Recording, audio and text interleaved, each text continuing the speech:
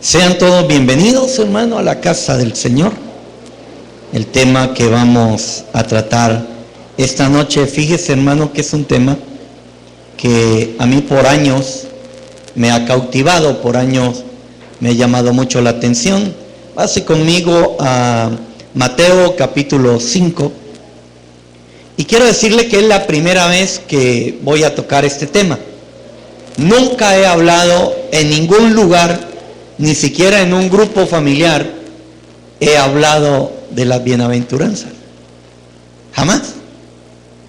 Y hoy me sentí movido por el Espíritu a meditar un poco sobre esta palabra. Y la verdad que hay cosas, hermano, que de verdad que hay que ponerle mucho cuidado. Ahora conmigo Mateo capítulo 5, verso 1.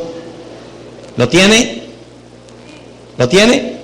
Ok, si lo tiene, póngase en pie por reverencia a la palabra. Damos la bienvenida también a aquellas personas que, ya sea en vivo o en diferido, están escuchando esta enseñanza a través de internet. Amén. ¿Cuántos de aquí le damos un saludo a los hermanos que ya sea que escuchen esta enseñanza, ya sea en vivo o en diferido? Porque también usted puede bajar el video, lo puede descargar directo de internet si usted lo quiere tener en su casa. Dice Mateo capítulo 5: y cuando vio a las multitudes, subió al monte, y después de sentarse, sus discípulos se acercaron a él, y abriendo su boca les enseñaba. Diga, les enseñaba. Cuando el Señor enseñaba, enseñaba, hermano. Solo que al parecer no explicaba. Enseñaba, pero como que la explicación era a cierto grupo de personas, no era a todos. Dice que les enseñaba diciéndoles: bienaventurados los pobres en espíritu, pues de ellos, ¿qué dice? Es el reino de los cielos. Bienaventurados los que lloran, pues ellos serán consolados. Bienaventurados los humildes, pues ellos heredarán la tierra. ¿Qué número de bienaventuranza vamos ahora? Bienaventurados los que tienen hambre, cuarta bienaventuranza, y sed de justicia, pues ellos serán saciados. Bienaventurados, quinta bienaventuranza, los misericordiosos, pues ellos recibirán misericordia. Bienaventurados los de limpio corazón, pues dice que ellos verán a Dios. Bienaventurados los que procuran la paz, pues ellos serán llamados hijos de Dios. Y la octava bienaventuranza dice: bienaventurados aquellos que han sido perseguidos por causa de la justicia, pues de ellos es el reino de los cielos. Y luego, no, pero aquí todavía dice, no, pero es de la misma bienaventuranza, la octava. Bienaventurados seréis cuando os insulten y persigan y digan todo género de mal contra vosotros falsamente por causa de mí. Y luego dice: regocijaos y alegraos, porque vuestra recompensa en los cielos es grande, porque así persiguieron a los profetas que fueron antes que vosotros. Padre, bendice tu palabra esta noche, glorifica tu nombre, ayúdanos, Señor. Tú sabes muy bien, oh Dios, que necesitamos del auxilio de tu Santo Espíritu, la revelación de tu Espíritu Santo, la abundancia de tu palabra. Que bendigas a tu pueblo hambriento y sediento de ti, y que puedas, Señor amado, a partir de este momento conceder las peticiones del corazón de tus hijos.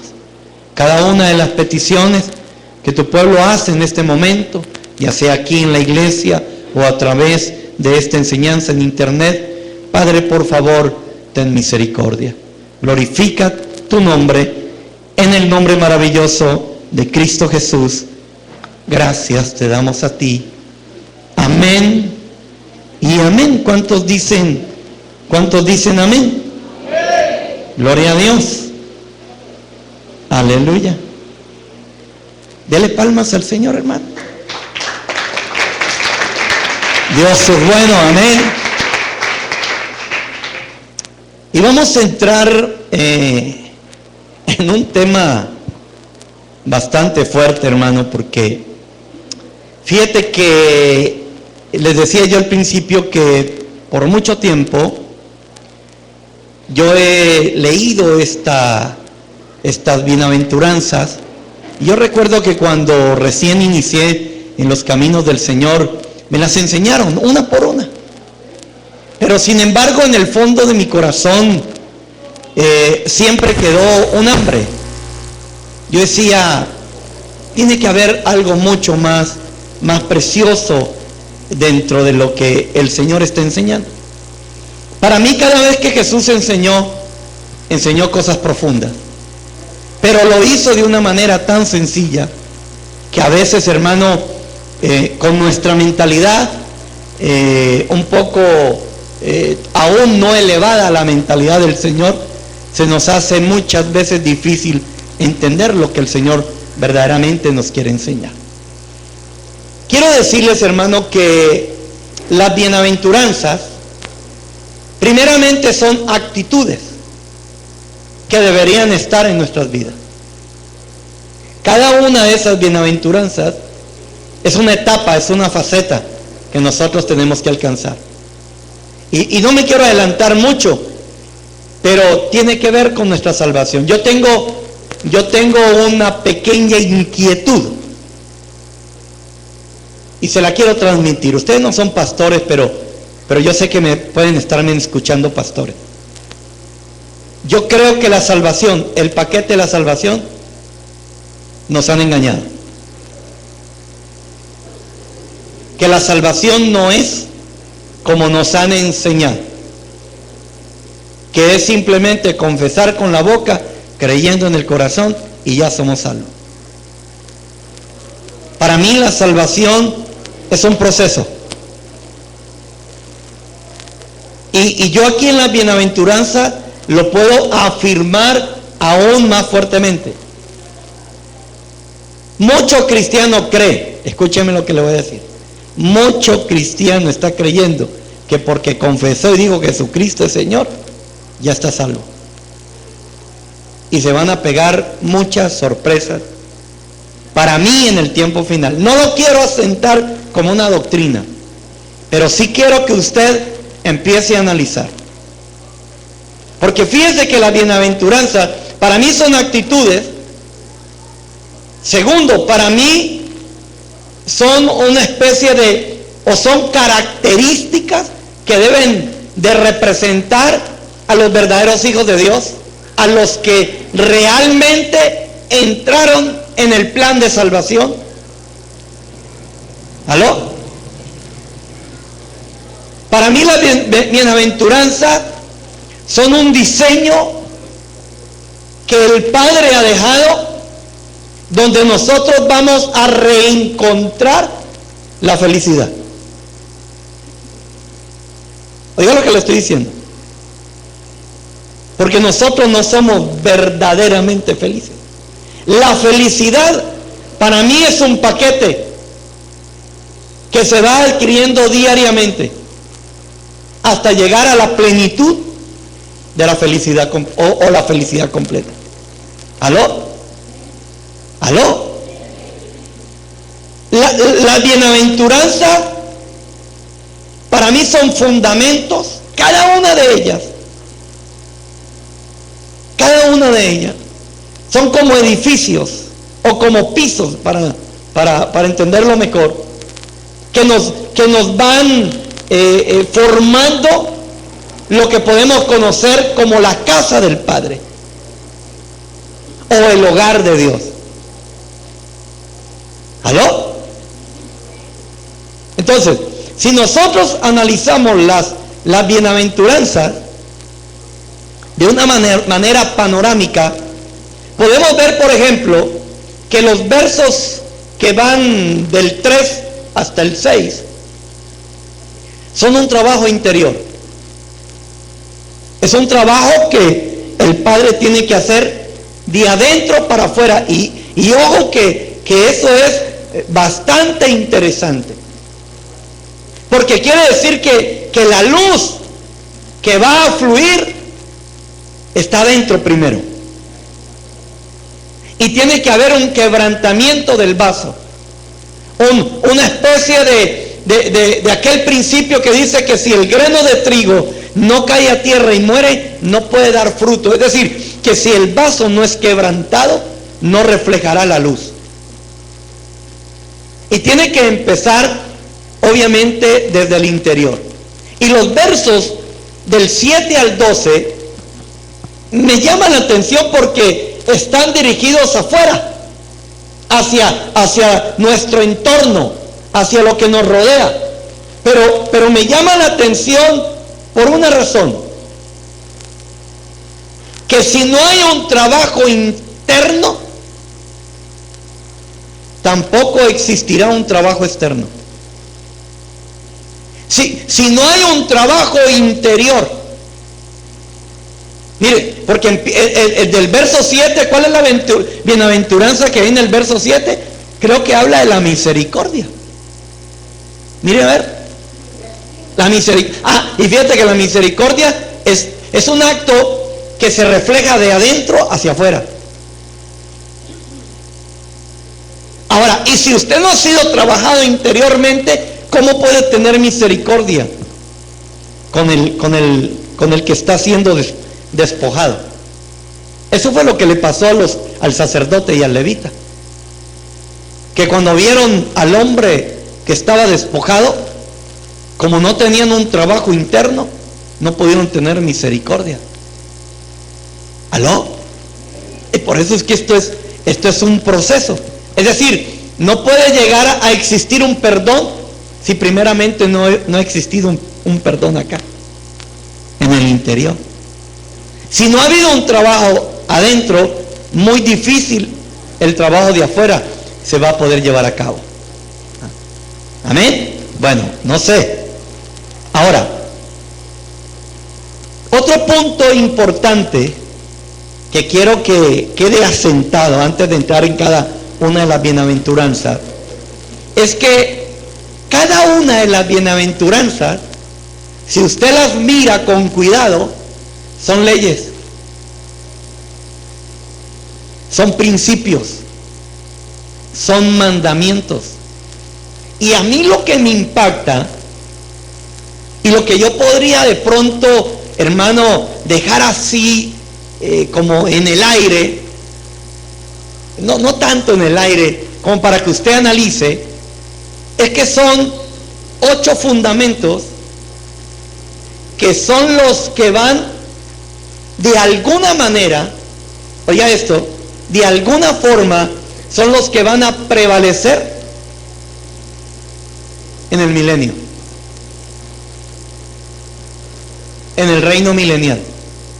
¿Usted sabe que cuántos mandamientos son los de Dios? ¿Cuántos son los mandamientos de Dios? No son 10.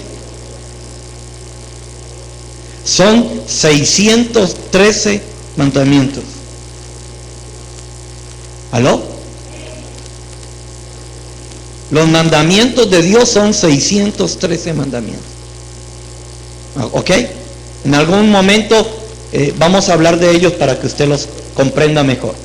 Pero son 613 mandamientos. Ahora, me llama la atención que aquí está hablando de 8 fundamentos, de 8 principios, de 8 leyes que van a estar siendo manejadas en el milenio, porque está hablando dirigidas hacia el milenio y hacia la eternidad.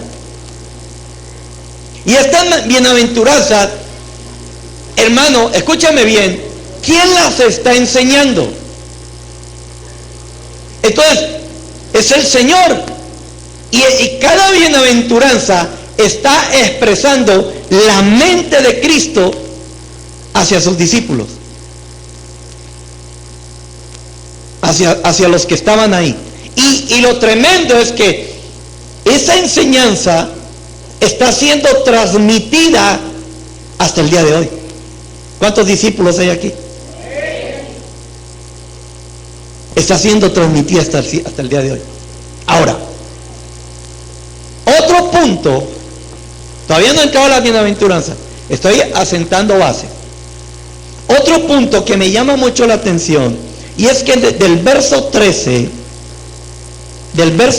hasta el verso 16, yo veo en mi entendimiento, y ojalá que no sea tan bajo, que ojalá estén al nivel de ustedes, en mi entendimiento, yo puedo ver los frutos de la bienaventuranza, del verso 13 al 16. Y aquí se pone aún más complicado el asunto, porque el verso 13 al 16, ¿de qué está hablando? Leámoslo para que usted y yo podamos comprenderlo. El verso 13 dice: vosotros sois la sal de la tierra. Mire eso. Pero si la sal se ha vuelto insípida, aquí hay un punto tremendo. Cuando hablamos de sal insípida, hablamos de la pérdida del amor por los principios de Dios. La pérdida del amor por la salvación, por el rescate. Y estoy tomando la figura de la mujer de Lot, que se hizo una estatua de sal. Se hizo insípida. ¿Por qué? Porque no quiso ir al lugar del rescate, sino que anheló Sodoma y Gomorra. Entonces yo aquí estoy viendo que para poder usted ser sal, tiene que tener 8 fundamentos.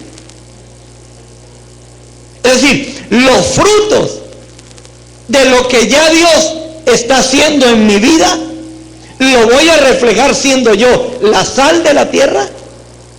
Y más adelante dice: y vosotros sois la luz del mundo. 2 cosas. Es decir, Jesús no hablaba por hablar. Cuando Jesús habló de la bienaventuranza, inmediatamente no paró la enseñanza y se fue a otro lugar, sino que inmediatamente deja ahí como puesto para quien lo quiera mirar, que el fruto de la bienaventuranza es convertirse en la sal de la tierra y en la luz del mundo. Y cuando hablamos de la luz del mundo, estamos hablando de la sabiduría revelada, que está guardada, pero que la van a revelar a sus hijos. La que Pablo habló, sabiduría predestinada. Porque cuando hablamos de luces, estamos hablando de conocimiento. ¿Aló? Por eso aquel verso que dice: hasta que resplandezca el sol de justicia. ¿Sabe qué está diciendo allí? Hasta cuando el Señor haga juicio sobre todos los enemigos. Cuando resplandece el sol de justicia, es porque ya hizo juicio. Ya fueron juzgados todos. Por eso después del milenio resplandecerá el sol de justicia. Dice la Escritura que ya no seremos iluminados por este sol, sino que Dios mismo alumbrará sobre nosotros. Él será nuestra luz. Usted no se goza, hermano.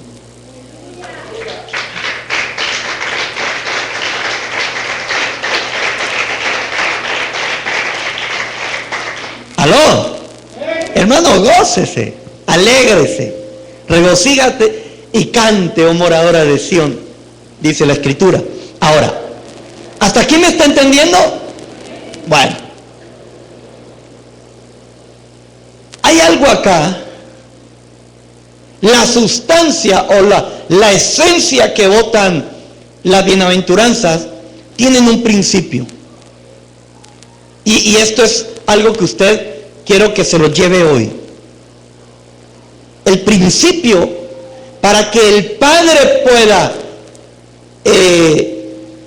edificar tu vida, construir tu vida, va a ser este principio: ser vaciado de sí mismo para poder ser llenado con la sustancia del Padre Celestial.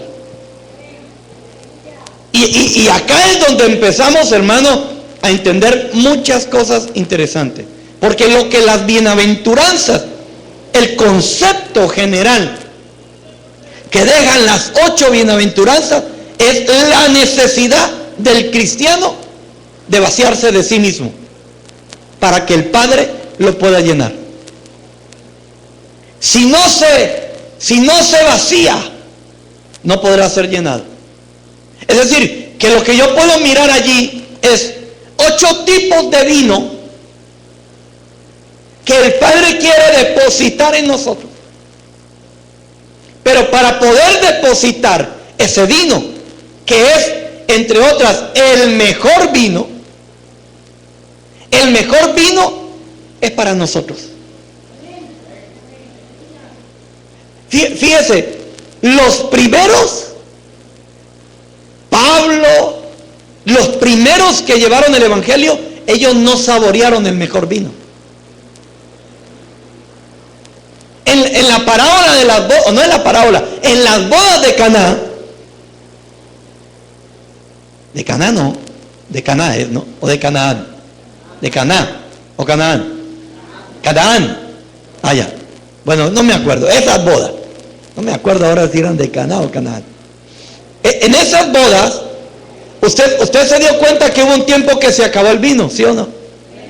Eso está hablando del tiempo de oscurantismo que cayó la iglesia. Pero luego vino un derramamiento del Espíritu, donde volvieron a llenar de agua, de palabra al mundo. ¿Aló? Y cuando se llenó la tinaja, la llevaron al maestresala. Y cuando él la bebió, ¿qué bebió? Dice que bebió el mejor vino. Quiere decir que el mejor vino está a punto de ser entregado, que es para nosotros, la última generación. Ahora, como es un vino especial,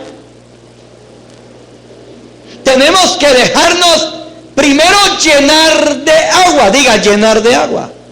Eso está hablando de la llenura de la palabra. Pregúntale a tu hermano, ¿amas la palabra? ¿Amas la palabra? Pero dígale, ¿de verdad amas tú la escritura? Porque déjeme decirle algo. ¿Cuántos han leído el Salmo 119? Nadie. Nadie ha leído el Salmo 119. Le voy a decir algo. Si usted ama la palabra, vaya a ese espejo. Leas el Salmo 119 y cuando lo termine de leer, usted me va a decir a mí si ama o no la palabra. Porque amar la palabra no es solamente decir yo amo la palabra. En el Salmo 119 están todos los principios de aquel que ama la palabra. Como por ejemplo, hay una parte, hay un principio allí que dice que el que medita en la palabra de día y de noche es el que la practica. Entonces, ¿qué es meditar la palabra de Dios de día y de noche? Es vivirla. ¿Vives tú la palabra? Y desde ahí, hermanos, partimos nosotros con una grieta, porque yo estoy seguro que aquí no vivimos la palabra completamente. Hay grietas. Entonces nomás, el primer principio que aparece en el Salmo 119 nos está demostrando desde ya que nuestro amor por la palabra no es tan grande. Ahora, y el que no ama la palabra es el que va a caer muy fácil en las doctrinas de error del último tiempo. Fácilmente lo van a arrastrar. Yo le decía a Carlitos ayer, hay que amar la palabra, porque si aprendemos a amar la palabra, no vamos a ser engañados. En Gálatas capítulo 5 y capítulo 6 habla de hombres que estuvieron a punto de torcer a Pablo. Yo le mostré el verso. Estuvieron a punto, lo hicieron tambalear a Pablo. Y si Pablo lo tambalearon en la doctrina, ¿crees tú que estás libre de ese tambaleo? O nos agarramos de la doctrina, o nos van a tambalear en este tiempo, pero de una manera muy fuerte. Ahora, la palabra bienaventurado significa espiritualmente próspero, o lo llamaremos mejor integralmente próspero. Próspero en su espíritu, próspero en su alma y próspero en su cuerpo. Entonces, empezamos a mirar, escuche eso, de la bienaventuranza número 1,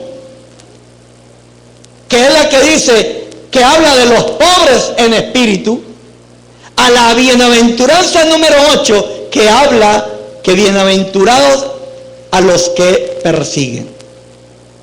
De la bienaventuranza 1 empezamos la etapa del cristiano. Y en la 8, la persecución a la iglesia.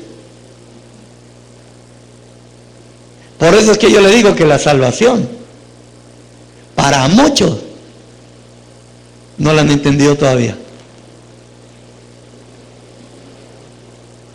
Porque hay persecución. Bienaventurados los que son perseguidos por mi causa. Y es la persecución a los hijos de Dios. ¿Por qué la Escritura habla de orar para ser tenidos por dignos de escapar? ¿Escapar de qué?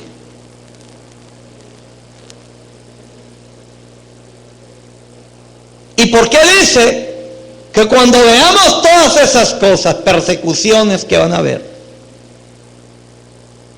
debemos levantar la mirada porque nuestra redención está cerca? Entonces, ¿cuándo es la salvación? En el momento que usted dice, yo reconozco a Jesús como mi Señor y Salvador, o es un proceso. Y aquí es donde empezamos, hermano, lo candente de las bienaventuranzas. Veamos la primera bienaventuranza y ojalá que alcancemos las 8. ¡Ah! La gran puchica, hermano. Vamos. Bienaventurados los pobres en espíritu, pues de ellos dice, ¿será qué? Ok. Fíjate que lo primero que vemos aquí, yo voy a tener que no leer mucho, pero lo primero que yo veo aquí, y quiero que usted analice, es que empieza a hablar del reino de los cielos. Y dice que para poder ser del reino de los cielos, tenemos que primeramente ser pobres en espíritu. Entonces, la primera bienaventuranza está hablando del nuevo nacimiento. Y aquí es donde vienen cosas interesantes.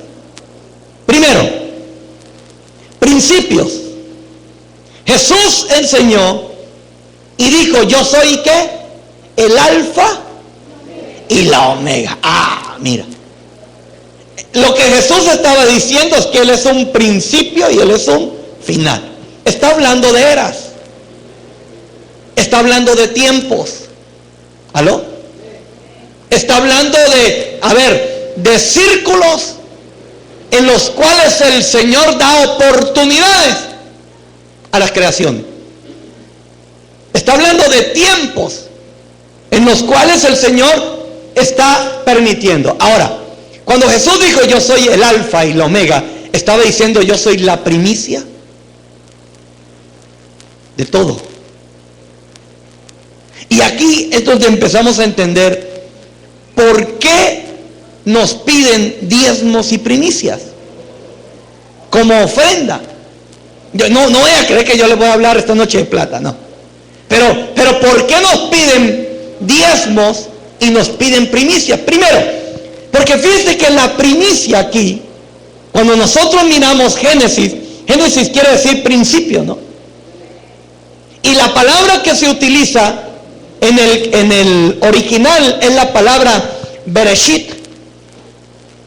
Y la palabra Bereshit, en su sentido original, en su etimología real de su significado, quiere decir primicias.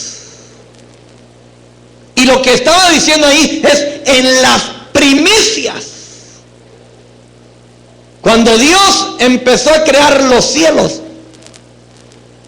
empezó a hablar de primeras creaciones. Y es la palabra que se utiliza, y esto es muy importante entenderla, porque son las palabras de donde parten los engendradores. La escritura a estos engendradores les llama los paters,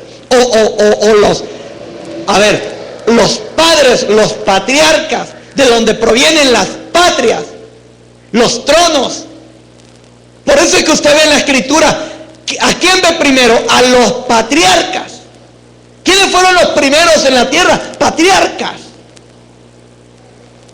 engendradores. A un patriarca, Abraham, y le dice: vas a tener hijos como los cielos y como la tierra. Entonces empezaron a hablar de creaciones, diga, de razas. Entonces la primera bienaventuranza está hablando del nacimiento de una raza especial. De no cualquier raza, de una raza muy especial, primicias de todas las creaciones. Entonces, y cuando ya hablamos de la estructura llamada Iglesia de Jesucristo, entonces empezamos a entender que la escritura dice que la cabeza de la iglesia, ¿quién es? ¿Quién es la cabeza de la iglesia? Jesucristo. ¿Aló? La cabeza de la iglesia no son los apóstoles, como por ahí dicen. La cabeza de la iglesia es Jesucristo. ¿Aló? Y ahora, ¿y quién es el cuerpo? Nosotros, la iglesia. Entonces fíjate que la primicia es Jesús y el diezmo es el cuerpo de Cristo. Y juntos se formó el cuerpo místico del Señor. Por eso es que yo creo que los que se van de esta tierra son los diezmos. Y Jesús como primicia. Por eso 1 Corintios 15 habla que primero Jesucristo como primicia y luego nosotros, dice. Los vivientes. No dice los que estemos vivos. El original dice los vivientes. No es lo mismo decir los que estamos vivos a decir los vivientes. Porque cuando venga el Señor no hay mucha gente que está viva. Pero no todos son vivientes. No todos son vivientes. No todos tienen el proceso, el trabajo, el desarrollo, el crecimiento. No todos llegaron a ser una virgen pura. Entonces, cuando está hablando aquí, bienaventurados los pobres en espíritu, empieza, hermano amado, a hablar de aquellos que se han vaciado. ¿De dónde Dios creó las cosas? De la nada. Los científicos aún siguen peleando y dicen que la nada es creación. Ellos siguen peleando. Y entre las 4 leyes de la física, que ahora ya no van a ser 4, sino que realmente se va a convertir en una sola ley, con los últimos estudios que se han realizado, ya se va a desaparecer 3 leyes que haría unificar en una sola ley, que la ley M, que entre otras es la ley que el mismo que la inventó dijo, es la matriz, dijo. Es la matriz, dijo. M de matriz. Y su apellido es Witten. Y todos dicen, viene de su apellido, pero él dijo, no, la teoría M, porque es la matriz de todo. Y parece ser que ahí Porque los científicos estaban locos buscando si Dios existe o no existe. Y con la teoría M están llegando a la conclusión de que sí existe un Dios real. Es decir, que las piedras ya están hablando. ¿Aló? Entonces, cuando habla de pobres en espíritu, aquí hay dos cosas que hay que entender. La primera, de una vacuidad. De pobre en espíritu quiere decir desligarse, despojarse, vaciarse de nosotros mismos. Del orgullo, de la vanidad, de la petulancia, del creer que nosotros somos muy fuertes. No, si queremos que Dios haga una obra, vamos a tener que primeramente entender que todos necesitamos de Dios. Hasta que no haya esa vacuidad en nosotros, hasta que no nos hayamos vaciados completamente. Nadie en esta tierra puede decir yo no necesito de Dios. En el momento que alguien dice yo no necesito de Dios, es porque no está vacío, está lleno, pero no lleno de lo que debe estar lleno. Si queremos estar llenos de Dios, y si queremos que Dios nos llene, necesitamos vaciar la vasija. Y la vasija, escuche esto, la vasija se tiene que vaciar y se tiene que limpiar. Ahora, me llama la atención que cuando usted nació pobre en espíritu. Todos nacimos pobres en espíritu.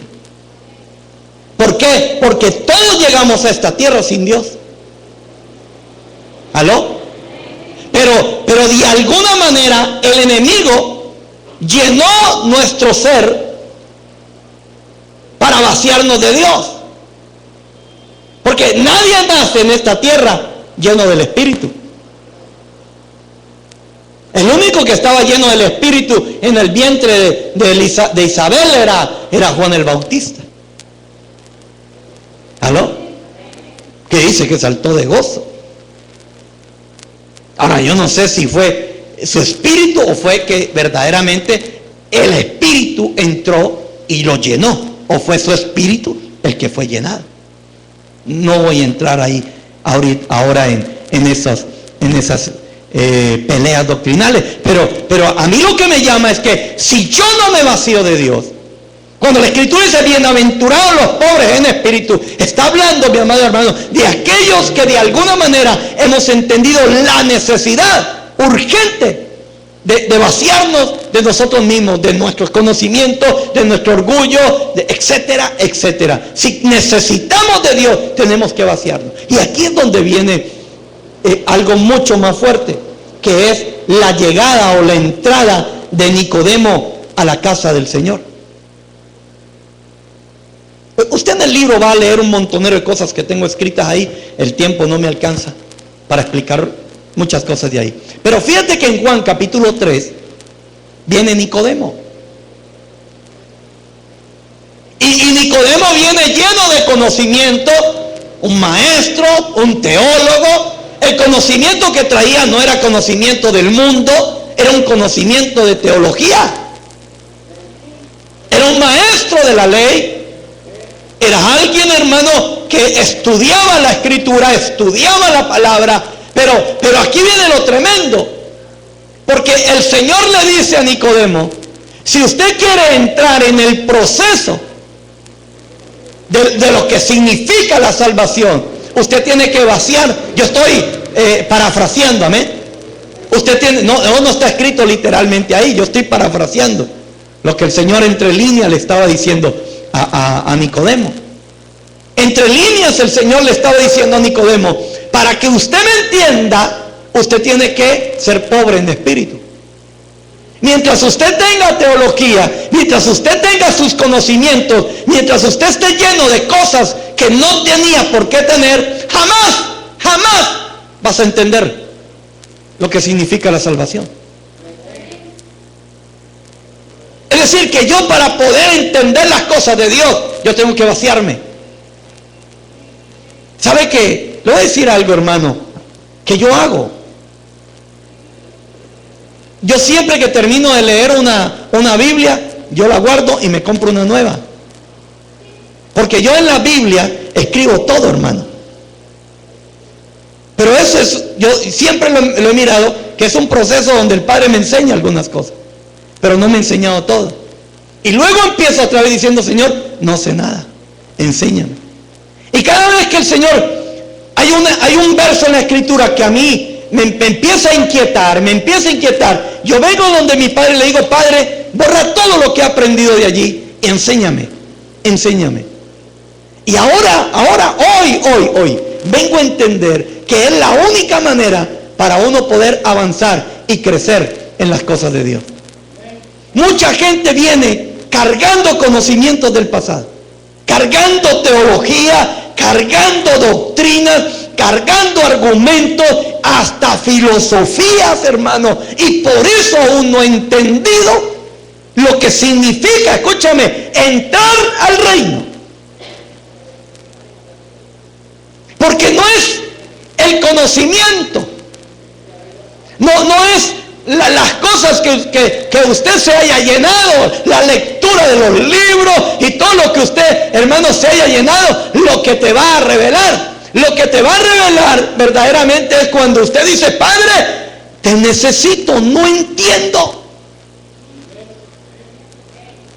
Cuando tú vas pidiéndole a Él necesidad, Señor, te necesito, no sé hacer esto, no sé cómo hacerlo, es donde viene el Señor a auxiliar. Nicodemo no llegó pidiendo auxilio. Nicodemo quería saber cómo entrar en el reino de los cielos. Pero Nicodemo venía con toda la doctrina en su mente. Y cuando el Señor le habló de 4 nacimientos,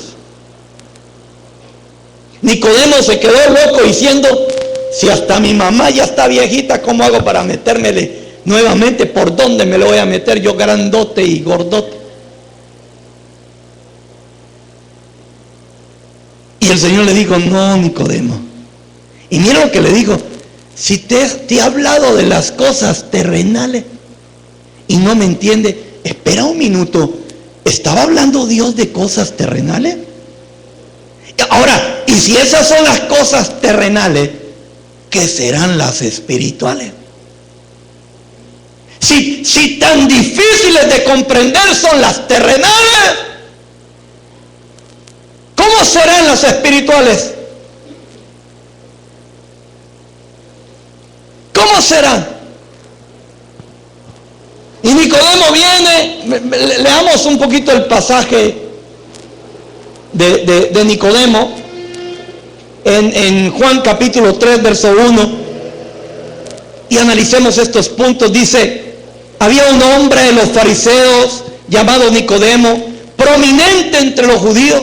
Este vino a Jesús de noche, primero vino de noche, y le dijo, Rabí, sabemos que has venido de Dios como maestro, porque nadie puede hacer las señales que tú haces si Dios no está con él. Ahora, mire, primero empecemos a analizar que lo reconoció como un maestro. Pero la pregunta es, cuando tú reconoces a un maestro y tú dices, ese es mi maestro, ¿qué haces tú con otros maestros?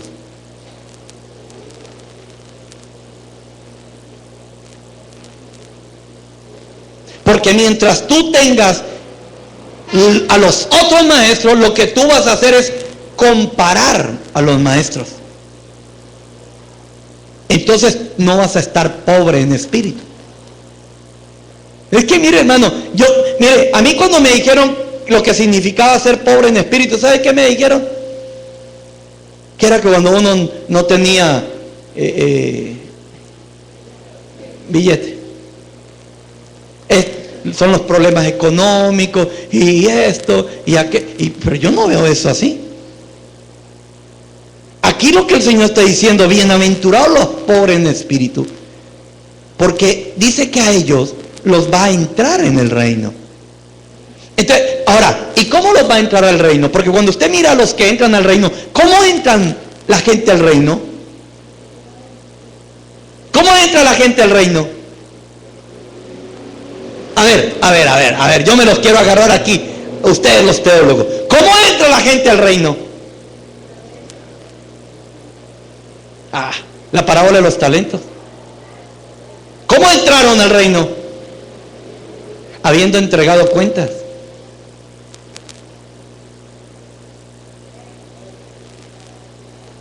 ¿Aló? Ahora, ¿y cómo los echan del reino? Y no los dejan entrar.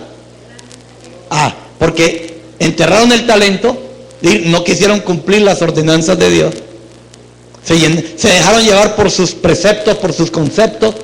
Otra, porque se vistieron con vestiduras propias. ¿Aló? Otros porque no quisieron venir a los banquetes. Porque hay gente que dice, ¿qué necesidad hay de congregarse? Si tú no te congregas, no vienes a los banquetes. Además, ¿cómo Dios va a derramar bendición sobre tu vida si no vienes a congregarte? Porque Dios envía bendición a los que se congregan. Y el Salmo 27, ¿cómo quiere que Dios te proteja si no te congregas? ¿Y qué dice Proverbios 28:4? Que los que no vienen a la iglesia a escuchar la palabra, ¿qué están haciendo? Haciendo culto a los muertos. ¿Y qué dice el verso 9? Que aunque oren en sus casas, sus oraciones son abominables. ¿Aló? Y el Salmo 27:4 en adelante, creo que los versos 5 o 6, no dice que allí es donde recibimos fortaleza, que allí es donde recibimos protección. ¿No dice ahí? ¿Aló? Entonces nosotros tenemos que entender, hermano, que esto no es cualquier cosa. Que cuando está hablando de pobres en espíritu, en realidad lo que está hablando es de que tenemos que vaciarnos de todas las cosas de este mundo, conceptos, principios, enseñanzas, doctrinas, filosofías, todo, para poder que derramen sobre nosotros el vino nuevo. Y hay un principio que dice que el vino nuevo lo derraman en odres nuevos. No es en odres viejos. No es en los fundamentos caducados, porque dice que el fundamento viejo ya está caduco. Lo viejo ya está viejo. Lo que nos da vida es lo fresco, el rocío, la presencia, lo fresco. Es lo que genera vida. ¿Aló? Entonces viene, reconoce a su maestro. Y respondió Jesús y le dijo, en verdad te digo que el que no nace de nuevo, no puede ¿qué? ¿No puede qué? ¿No puede qué? Ver. No dice entrar. Lea bien. Ahí dice que no puede ver. Pregunto. Está diciendo nacer de nuevo.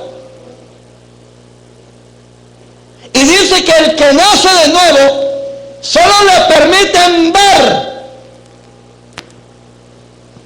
No hay salvación ahí. Solo le están permitiendo ver.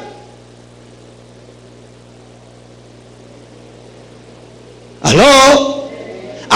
Hermano, mire, el Señor lo primero que le empieza a decir aquí a Nicodemo, mira Nicodemo, solo para que veas el reino tienes que vaciar tu espíritu. Si tú no eres pobre en espíritu, no podrás ni siquiera ver el reino. Porque para poder empezar a ver las cosas de Dios, ni siquiera a disfrutar las cosas de Dios, para empezarlas a ver nomás, como aquellos que la ven de lejitos. Recuerda que a Moisés lo subieron a un monte, y allá en el monte Pisga, creo que era, no recuerdo ahora, monte Tabor. En el monte Tabor, allá arriba, ¿qué le dejaron ver? Canaán. Pero no era lo mismo que entrar, y no era lo mismo que heredar. Vio Canaán, pero no le permitieron entrar. y no le permitieron poseer Canaán, y ni siquiera se comió una uva de Canaán. Entonces yo digo que aquí nos han chanfleado a la iglesia de Cristo,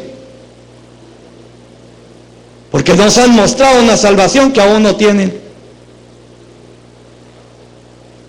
Porque para mí eso es un proceso, y empieza el proceso siendo pobres en espíritu, vaciándonos de conocimientos, de teología, de maestros baratos, y metiéndonos al verdadero maestro, a Jesús.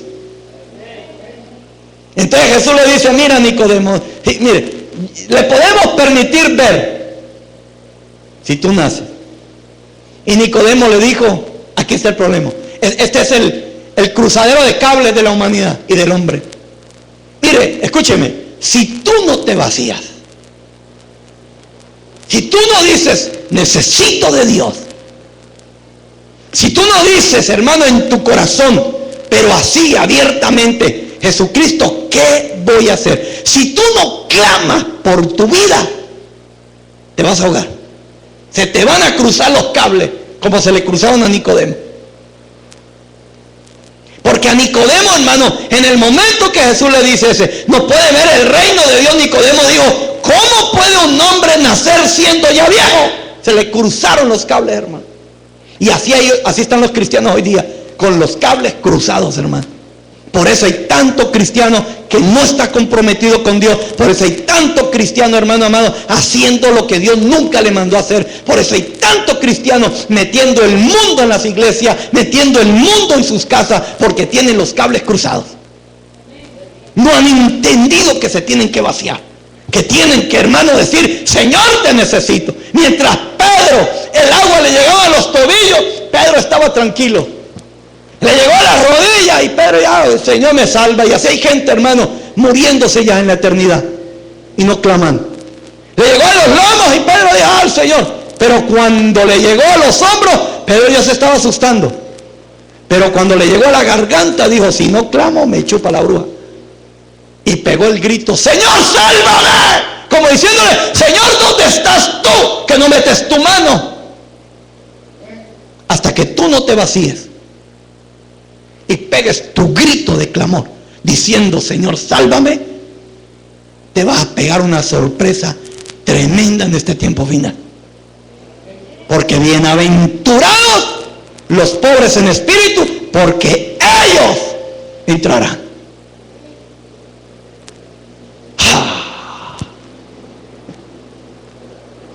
Yo estoy contento porque rica esta palabra, aunque para usted está fea, pero para mí está rica.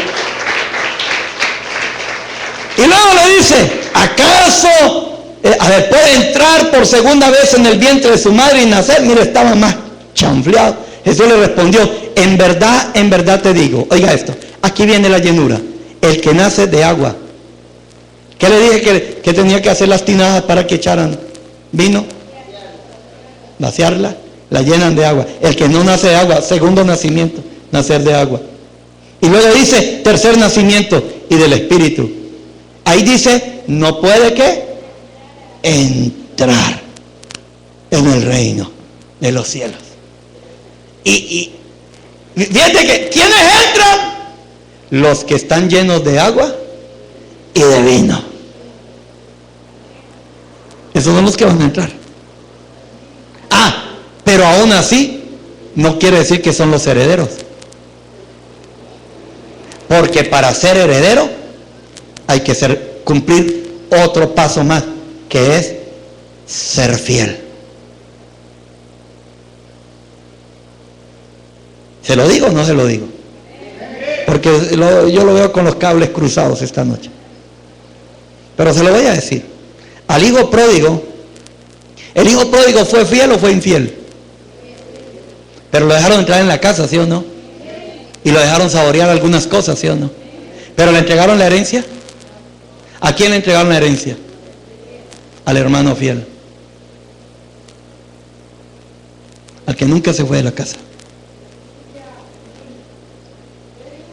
Si usted es un cristianucho, hermano, es mejor que ya firmes tus pasos. Si usted es de los que viene a la iglesia y se va para las discotecas o se va por allá, hermano, a hacer lo que no tiene que hacer, usted no está siendo fiel. Y todavía estás a tiempo, hermano. Todavía estás a tiempo de pedir perdón y empezar a caminar en fidelidad, para que puedas no solamente ver, entrar, sino también heredar.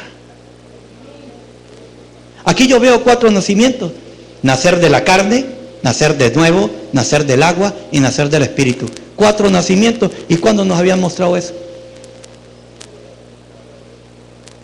Por eso, hermano, yo le invito a usted a que no falte a este canal a la misma hora. ¿En dónde le van a enseñar eso, hermano? Si solo nos han enseñado el nacer de nuevo y hasta nacer de la carne. ¿Aló? Hermano, yo termino. Bienaventurados los pobres en espíritu, porque ellos ¿qué? ¿Ellos qué? Entrarán en el reino de los cielos. ¿Entendió lo que significa pobre en espíritu? Pobre en espíritu lo que significa es renuncia a lo que no te edifica. No diga yo puedo, más bien diga yo puedo en Cristo. No diga yo no necesito. No diga yo no necesito de Dios. Di yo necesito de Dios. Cuando tienes un problema, ven y dígale: Señor, no sé qué hacer. No diga yo sí sé qué voy a hacer, porque te vas a meter en otro problema. Pero cuando tú vienes y le dices: Señor, no sé qué hacer, estoy entre la espada y la pared, no sé qué camino tomar, ayúdame, ahí es donde el Señor te va a ayudar. Los pobres en espíritu los espero aquí adelante. Ven aquí al altar para que el Señor te llene esta noche. Ven a decirle: Señor, te necesito, lléname. Lléname. Lléname, Señor.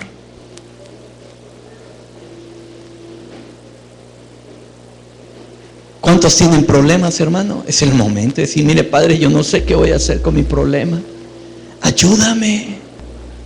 Papito, ayúdame. Si tú no me ayudas, yo no sé qué voy a hacer, Padre. Tú eres el único que me puedes ayudar. Ayúdame, Señor.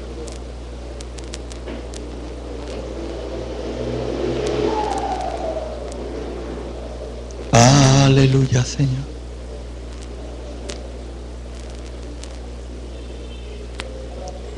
Glorioso es nuestro Rey.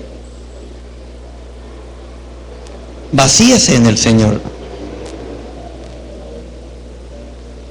Aprovecha este momento para decirle: Señor, yo te necesito. Te necesito, es urgente la necesidad que yo tengo de ti. ¿Sabe por qué hay gente que no triunfa? Porque cree que tienen talento.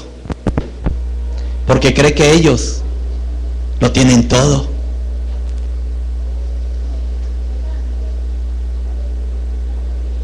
Por eso Dios no respalda a mucha gente, porque creen que ellos lo tienen todo. Pero cuando tú vas y le dices: Señor, soy un menesteroso de ti, soy un necesitado de ti, las cosas cambian. ¿Sabe por qué Dios anda buscando gente pobre en espíritu? Porque los quiere llenar, pero llenar de Él, llenarlos de su sustancia, llenarlos de su presencia.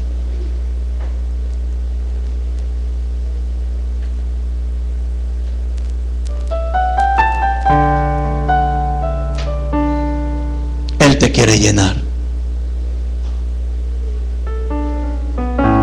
¿Por qué no le dices: Señor, lléname de tu presencia? Aquí estoy. Vengo a decirte que te necesito, que que soy un menesteroso de ti,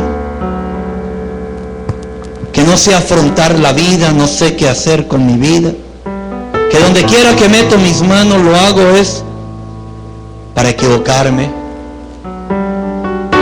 pero ahora te necesito, Señor. ¿Por qué en este momento no dices, como hacen los 24 ancianos, se quitaron la corona, la pusieron en el piso y empezaron a adorarlo a Él? ¿Por qué no dejas tu corona en el piso? Tus conocimientos, tus aptitudes, tus talentos. ¿Por qué por primera vez en tu vida no vienes a decirle, Señor, que seas tú en mí? Sé tú en mí. Estoy cansado, cansada de ser yo. Y vengo a decirte que te necesito. Que me ayudes.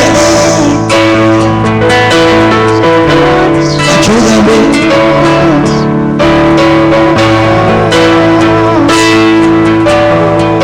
Que tu corazón sea puesto en mí. Que tu mente sea puesta en mi mente. Que tus pensamientos sean puestos en mi mente para que yo no tenga pensamientos propios. Hace un tiempo atrás, en mis oraciones con papá, conversando con él, me empezó a hablar él del libre albedrío. Y me empezó a explicar el libre albedrío. Y empezó a hacerme preguntas que al mismo tiempo eran como respuestas a mi vida. Y conversando con mi Señor, yo le dije, Padre, yo no quiero el libre albedrío. ¿De qué me sirve tener libre albedrío si lo único que hace ese libre albedrío en mi vida es alejarme de ti? Yo no quiero libre albedrío, le dije. Yo no quiero libre albedrío. Yo te lo entrego, le dije. Porque a quien verdaderamente yo necesito eres tú, Padre. Y con mis lágrimas le decía, con lágrimas en los ojos le decía, papito, yo lo que quiero es hacer tu voluntad. Yo no quiero voluntad propia. ¿Por qué tú no lo dices?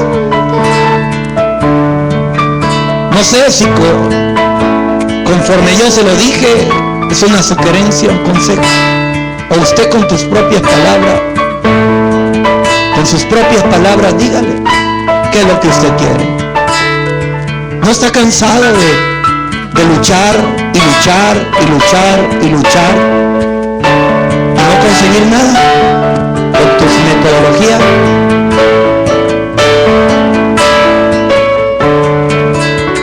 Tanta lucha, tanta pelea, ¿por nada? ¿No te has dado cuenta que tus metodologías lo único que han hecho es llevarte cada día más a la pobreza y a la miseria, tanto espiritual como natural y literal?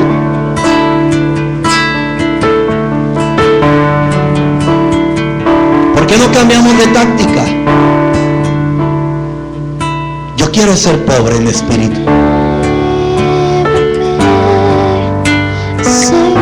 ¿Por qué no botamos todas las teologías, conceptos, pensamientos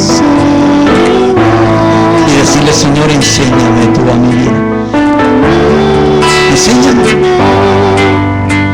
¿Por qué no entregar nuestra mente a Cristo?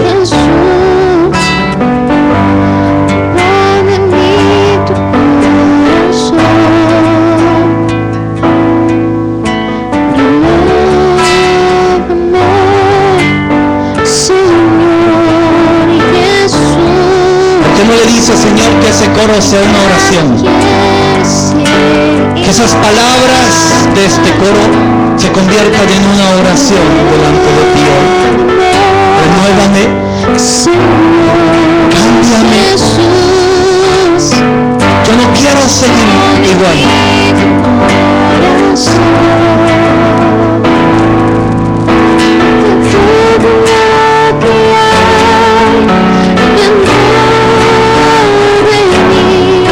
Sí, Señor. Necesito ser cambiado, Señor, porque todo lo que hay dentro de mi corazón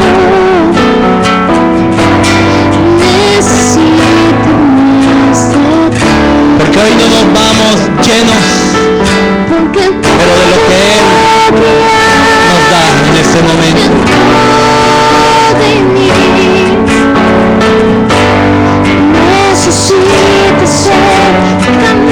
Le voy a dar a conocer un secreto de Dios.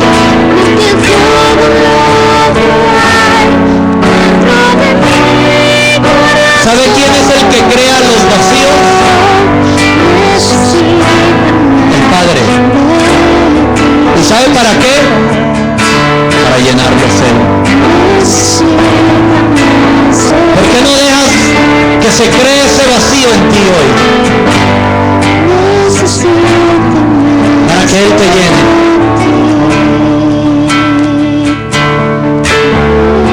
Él dijo, no es bueno que el hombre esté solo. Y Él mismo fue y le consiguió la mujer. Dice la palabra. Los vacíos Él los llena. Pero no los llenes tú. Abraham quiso llenar un vacío. Un hijo que cometió un error. No ayudas a Dios. ¿Por qué no tratas de ayudar? ¿Por qué no dejas que Él obre en tu vida? Deja que Él obre en ti.